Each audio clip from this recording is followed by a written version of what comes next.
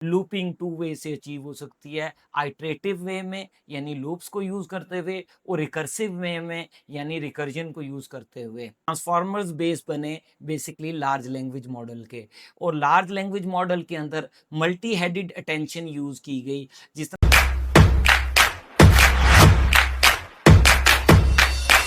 अस्सलाम वालेकुम। आज का हमारा टॉपिक है, गूगल का एक नया रिसर्च पेपर पब्लिश हुआ है फ्यू डेज़ बैक, 4 से 5 दिन पहले ही पब्लिश हुआ है। जैसे हमने पहले बात की थी कि ग्रॉक 4 रिलीज़ हुआ है, उसके कुछ ही दिनों में जो है वो चाइनीज़ किमी K2 रिलीज़ हुआ है, और किमी K2 के 4-5 दिन बाद गूगल का ये रिसर्च पेपर आया है। ज़रा इस रिसर्च पेपर पे और इस रिसर्च को डिस्कस करने से पहले मैं थोड़ा-सा आपको पीछे की तरफ लेके जाता हूँ। 2017 के अंदर 2017 तक हमारे पास जो न्यूरल नेटवर्क चल रहे थे वो आरएनएन और एलएसटीएम यूज़ हो रहे थे, मोस्टली नेचुरल लैंग्वेज प्रोसेसिंग के डोमेन में, चैट बॉट्स और इस डोमेन के अंदर, या सीक्वेंशियल डेटा, वॉइस डेटा है, टाइम सीरीज डेटा है, या कोई भी सीक्वेंशियल डेटा है, उसके लिए जो हम मॉडल यूज़ कर रहे थे वो आरएनएन थे, जो कि बहुत मुश्किल हार्ड टू ट्रेन थे। और उसके बाद फिर एलएसटीएम आए जिन्होंने काफ़ी उसको इम्प्रूव किया। अभी तक दुनिया यहीं फंसी हुई थी कि गूगल का 2017 के अंदर एक ground breaking research paper publish हुआ, अटेंशन ऑल वी नीड, और उन्होंने अटेंशन मैकेनिज्म इंट्रोड्यूस करवाया। मैं अटेंशन मैकेनिज्म को भी थोड़ा सा डिस्कस करूंगा, बट उससे पहले मैं आपको डिस्कस करता हूँ कि वो जो ये 2017 में ये जो रिसर्च पेपर आया है, इसने बेसिकली ट्रांसफॉर्मर्स आर्किटेक्चर की बेस रखी है।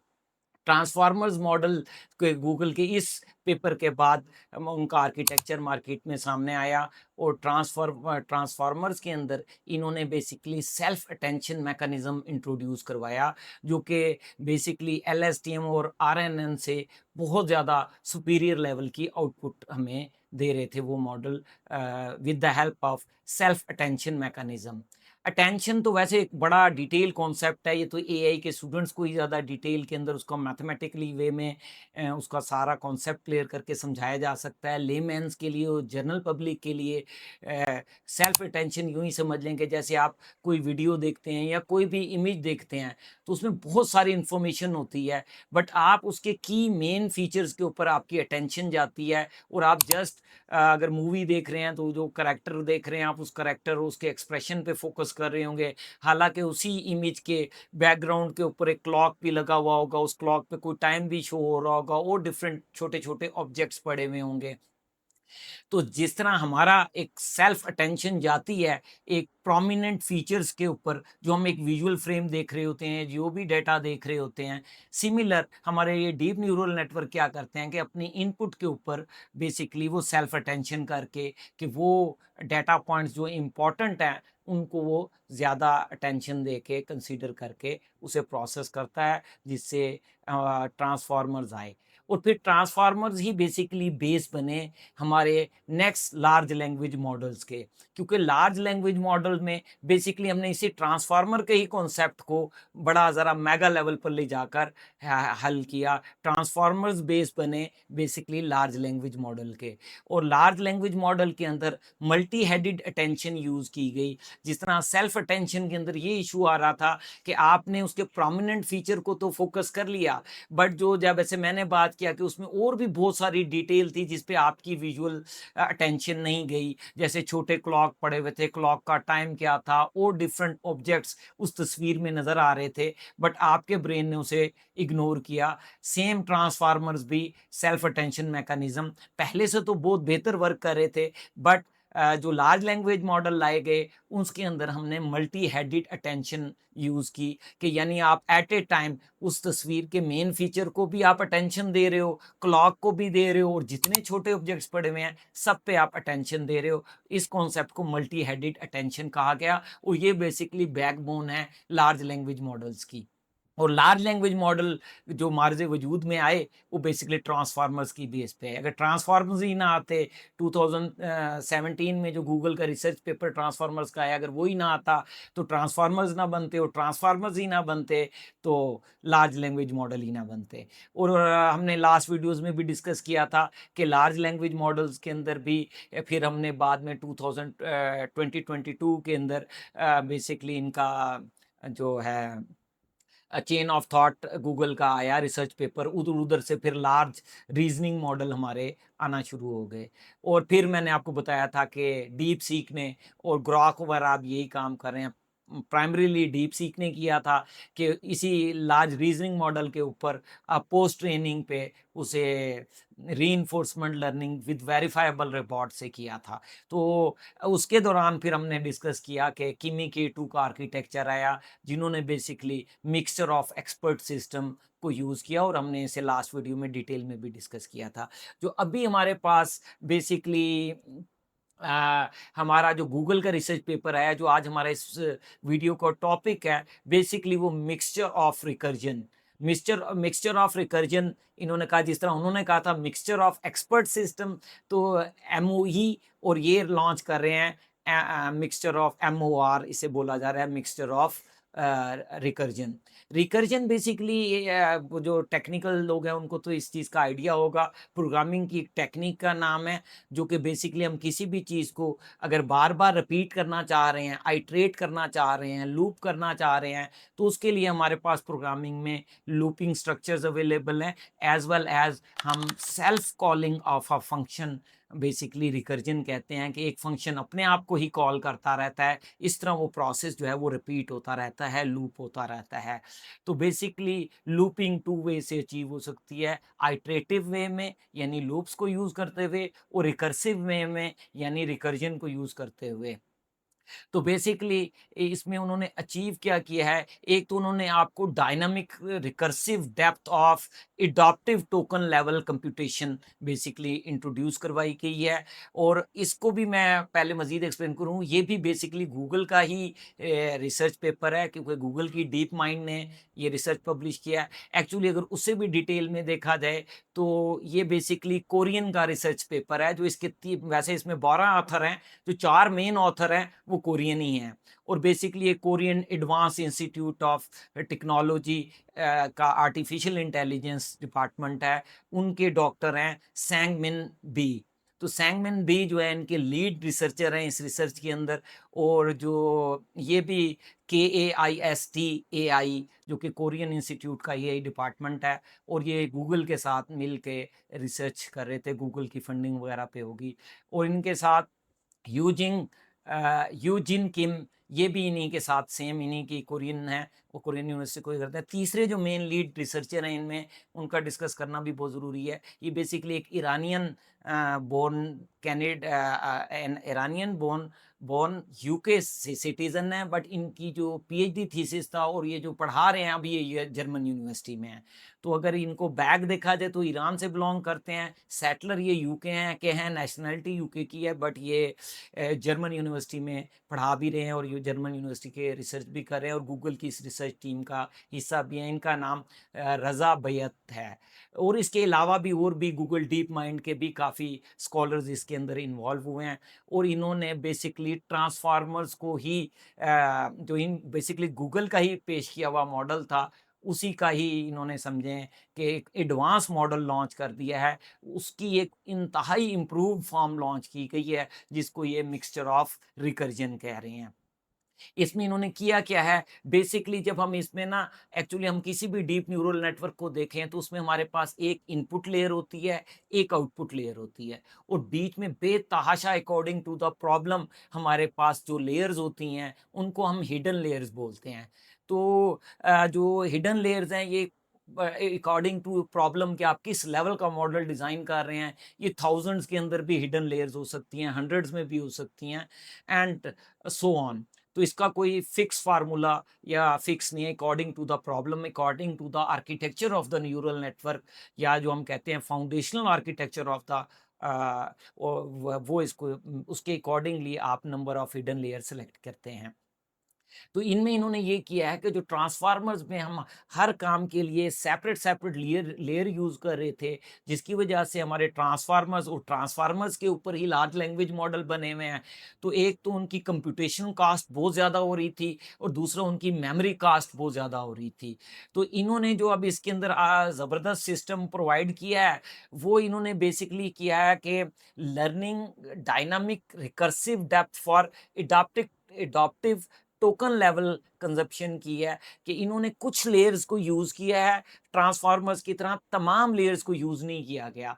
तो इन्होंने उसकी रिड्यूस लेयर यूज़ की हैं और उन्हीं लेयर्स को रिकर्सिवली बेसिकली कॉल किया गया है। यानी अगर आपकी लेयर 1 आई है, लेयर 1 के बाद इन्होंने एक रिकर्सिव ब्लॉक दे दिया है जिसका काम एक रिकर्जन करना है, हर टोकन की डेप्थ लेवल तक जाकर, और वो जब रिकर्जन करेगा तो इस तरफ आपके पास जो सेकंड ब्लॉक है उसके अंदर आपकी वो नंबर ऑफ लेयर्स पड़ी हुई हैं जो कि उसी टास्क के लिए बार बार रीयूटिलाइज हो रही हैं। यानी आप बजाय जो पहले ट्रांसफार्मर में आप डिफरेंट टास्क को डिफरेंट लेयर में कर रहे थे जिसकी वजह से आप काफ़ी सारी हिडन लेयर्स यूज़ कर रहे थे, और जितनी ज़्यादा हिडन लेयर्स थी आपकी उतनी ही ज़्यादा आपका वो मॉडल कॉम्प्लेक्स हो रहा था, उतना वो टाइम कॉम्प्लेक्सिटी ज़्यादा ले रहा था प्रिडिक्शन करते वक्त, वो रैम का यूजेज, हार्डवेयर यूजेज, जिसकी वजह से उसकी डिप्लॉयमेंट कास्ट काफ़ी ज़्यादा थी और आउटपुट के पॉइंट ऑफ व्यू से भी वो सेम था। तो इसके अंदर जो इन्होंने किया हुआ है, एक डायनामिक राउटिंग मैकेनिज्म लाया गया है, जो इवन ईच टोकन जो आपके प्रोसेस नहीं होंगे, उन टोकन लेवल तक की डेप्थ तक ये उनको रिकर्सिव करेगा, और आपके पास इधर लेयर्स पड़ी हुई होंगी, वही लेयर ये रिकर्सिव ब्लॉक यूटिलाइज करेगा। बजाय आप हर काम करने के लिए स्पेशल लेयर्स यूज़ करें, तो इन्होंने कुछ स्मार्ट लेयर्स यूज़ किए हैं, जो कि जनरल पर्पज़ हर टास्क के लिए वही लेयर्स जो है रोल प्ले कर रही हैं, और ये सारी चीज़ अचीव की गई है एक रिकर्सिव और डायनामिक राउटिंग सिस्टम के तहत। इससे फ़ायदा क्या होगा? इससे फ़ायदा ये होगा कि फ्यूचर में जो हमारे लार्ज लैंग्वेज मॉडल या इवन ट्रांसफार्मर्स बेस्ड जितने भी आगे मॉडल्स हैं, उन तमाम मॉडल्स का जो फुटप्रिंट है वो बहुत लाइट वेट हो जाएगा, आर्किटेक्चर काफ़ी सिंपल हो गया है, और जो उसकी कंप्यूटेशनल रिक्वायरमेंट है मॉडल की, वो काफ़ी हद तक रिड्यूस हो गई हैं। इसके अलावा साथ-साथ इन्होंने उसकी ज़ीरो शॉट, या जिसे हम कहते हैं लो डाटा के ऊपर हाई एक्यूरेसी अचीव करवाई गई है। तो फ्यू शॉट एक्यूरेसी इनकी पुराने ट्रांसफार्मर्स मॉडल से, जो इनका 2017 का आर्किटेक्चर है, उससे भी बहुत एडवांस है। तो ये जो न्यू फाउंडेशनल मॉडल की रिसर्च की गई है, ये बेसिकली गूगल ने अपना ही जो स्टैंडर्ड 2017 में उन्होंने लॉन्च किया था, उसी को ही एक फाउंडेशन लेवल पे बहुत ज़्यादा रिफाइन और ट्यून किया गया है। अब इसके बाद कुछ चीज़ें हैं जो भी डिस्कस करने के लिए ज़रूरी हैं। जैसे जो हमने लास्ट वीडियोज़ में डिस्कस किया था कि लार्ज लैंग्वेज मॉडल्स के अंदर जो मेजर इश्यूज़ आ रहे हैं, क्या इस फाउंडेशनल आर्किटेक्चर के बाद वो इश्यूज़ एड्रेस होंगे? तो अभी तक इनका सिर्फ़ एक ही रिसर्च पेपर आया है, और एक पेपर में बड़ी कंसाइज़ बात करते हैं और बहुत कम डिस्कशन होती है। तो उसको शुरू में अंडरस्टैंड करना ही काफ़ी लोगों के लिए बहुत बड़ा इश्यू होता है। लोग तो 6-6 महीने बाद पेपर डिकोड करते हैं। तो ख़ैर अभी इसके ऊपर बहुत कम डाटा है, अभी तो बज़ाते खुद ये पेपर अभी पब्लिश हुआ है, 5 दिन हुए हैं, तो मज़ीद चीज़ें सामने आएँगी। अभी तक इसे स्टडी करने के बाद, पढ़ने के बाद जितना मेरा तजुर्बा है, उसके अकॉर्डिंग मुझे नहीं लगता कि अभी तक वो हमारे लार्ज लैंग्वेज मॉडल के जो मेजर इश्यूज़ हैं वो एड्रेस हुए हैं या नहीं हुए। तो मेरे ख़्याल में वो नहीं हुए हुए, क्योंकि अभी इसमें सिर्फ़ परफ़ॉर्मेंस इम्प्रूव हुई है, जो आप उसकी समझ लें कि आर्किटेक्चर रिड्यूस हुआ है, परफॉर्मेंस इम्प्रूव हुई है, थोड़ी बहुत ही एक्यूरेसी इम्प्रूव हुई है, बट अभी मुझे नहीं लगता कि हैलुसिनेशन प्रॉब्लम इसमें अभी ख़त्म हुआ हो टोटली। कुछ इम्प्रूव ज़रूर हुआ होगा, बट ख़त्म वाली बात जो कि मेजर डीप लर्निंग मॉडल में या मेजर जनरेटिव मॉडल में इशू आ रहा है, वो दूसरा जो हमने कहा था लार्ज कॉन्टेक्स्ट इशू, वो भी स्टिल सस्टेन करेगा। बट उसके लिए भी गूगल ने बेसिकली, जब मैंने आपसे डिस्कस किया था कि चाइनीज़ ने मेम ओएस लॉन्च किया है, तो सेम अब गूगल ने भी उसी तरह की डीप न्यूरल नेटवर्क के लिए अपनी एक मेमोरी लॉन्च की है, उनका भी एक रिसर्च पेपर आया है। फिर टाइम मिला तो सेपरेटली उसे भी डिस्कस करेंगे।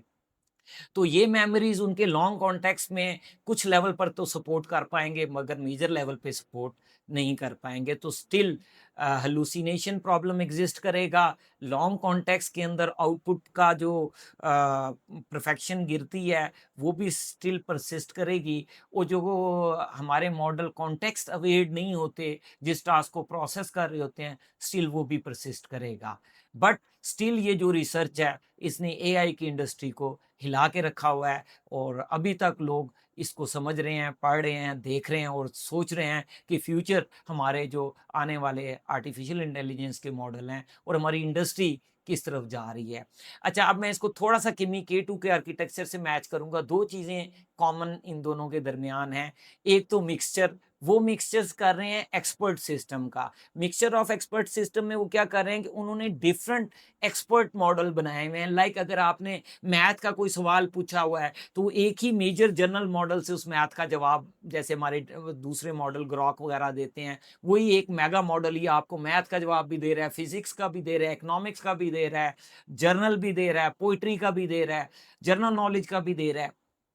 तो इसके ऊपर भी पहले काफ़ी छोटे-छोटे पेपर्स आए थे, स्मॉल लैंग्वेज मॉडल्स को इंट्रोड्यूस करवाया गया था, इस पे मल्टीपल पेपर आए थे, गूगल का भी पेपर है कि इस जो चाइनीज़ ने अचीव किया इसके मुतल्लिक बेस आइडियाज़ पहले से फिर रहे थे, मगर कोई टॉप एंड आइडिया किसी ने इसको इम्प्लीमेंट करके नहीं किया था। तो मिक्सचर ऑफ एक्सपर्ट सिस्टम में इन्होंने इसी तरह मल्टीपल डोमेन के एक्सपर्ट मॉडल बनाए हैं और उन मॉडल्स को मिक्स करके एक मेगा मॉडल यूज़ किया गया है और फिर जो आपकी इनपुट आ रही होती है उस इनपुट को बेस पर इन्होंने डायनामिक राउटिंग करके उस एग्जैक्ट एक्सपर्ट या सीरीज ऑफ एक्सपर्ट को वो इंफॉर्मेशन भेजी है जो उससे रिलेट कर रहे हैं और बाकी एक्सपर्ट मॉडल को इग्नोर किया गया, उसको प्रोसेस ही नहीं किया गया। इसलिए वो भी बहुत फास्ट और बहुत ज़्यादा ऑथेंटिक है। तो उसमें भी डायनामिक राउटिंग है और मिक्सचर है, इसमें भी डायनामिक राउटिंग है और मिक्सचर है। फ़र्क क्या है कि ये बेसिकली एक ही मॉडल की लेयर के दरमियान डायनामिक राउटिंग हो रही है बजाय उसकी सेपरेट स्पेशलाइज्ड लेयर्स लाने के। अ, जबकि उसमें क्या हो रहा है कि डिफरेंट एक्सपर्ट सिस्टम ही अलग हैं, हर टास्क को फिजिक्स का जवाब देने के लिए फिजिक्स का एक्सपर्ट मॉडल है। तो इसलिए किमी K2 का आर्किटेक्चर स्टिल बहुत ऑसम है और बहुत ज़बरदस्त है। ये वाला जो मिक्सचर ऑफ रिकर्जन आया है, बेसिकली गूगल का रिसर्च पेपर आया है, इसने बेसिकली लार्ज लैंग्वेज मॉडल और ट्रांसफार्मर्स के जो फाउंडेशनल आर्किटेक्चर है उसको एक न्यू इन्वेंट वे में इन्वेंट किया है और उसको बहुत ज़्यादा इन्हांस और इम्प्रूव किया है। तो इसके ऊपर फर्दर अपडेट्स भी आती रहेंगी। इंशाल्लाह with the passage of time आपके साथ शेयर करते रहेंगे। Wish you good luck. अल्लाह हाफ़िज़।